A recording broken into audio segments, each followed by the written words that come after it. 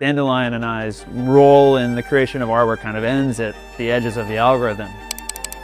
We kind of created this space of opportunity, and then it's really up to the community and to the collectors to do the other half of the work, which is really finding something that's meaningful to them. I'm crafting this space of possibilities, of things that could come out of the algorithm. I can't specify exactly what's going to happen. Instead, I'm like creating the possibility for interesting things to happen. It's really important that people find something that resonates with them.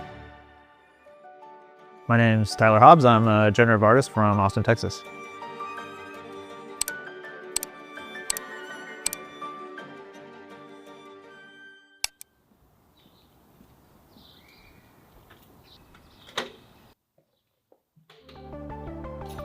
Coding really kind of shaped the way that I look at the world. I tend to think systematically. I tend to like to think about how to create things through process and procedure. Being able to use code in my art was really important for kind of making it my own personal art form. There's really important tension between order and disorder, between control and lack of control, and generative art and generativity is all about the balance of those two forces, and that's really, I would say, like the heart of the art form is trying to get that relationship dialed in. Some of the work that I've made on chain, probably the one that people know best is Fidenza, QQL, Incomplete Control, more recently Day Gardens from Noise, some others like Flight with Feral File. QQL is a really special project for me. It was a collaboration between myself and Daniel Monet, and together I'd say we made, by far the most complex algorithm I've ever worked on. It's also really noteworthy for being a communal project. It's the only one that I've done this way, where it actually sort of invites in the community and the collectors to participate in the art making process. It was really important to Dandelion and I that the algorithm be open, fully accessible. We wanted anybody to be able to create art this way.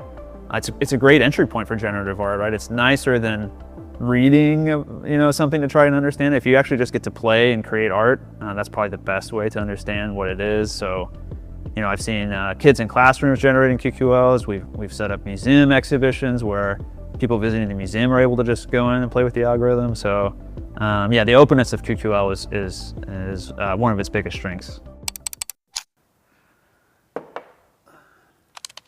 OpenSea approached me about their flagship collection, and they were really interested in making a QQL. When I started working on finding the OpenSea flagship QQL, I cast a wide net. To start out, I fully opened up the QQL algorithm and just generated with none of the settings predefined. So I generated, I probably like 15,000 seeds, I think, that I looked at. Once I have this collection of good seeds, then I can start to figure out which ones are great with a little bit more certainty. There's so many little things that help me to, once you get down to that final dozen or so, it starts to be hard to figure out how to kind of break the ties. And so I start to look for all these different things to help me make the final decision about which one I want to mint. Having the opportunity to make a QQL specifically for the OpenSea flagship collection was an honor. I'm excited to have this piece in there.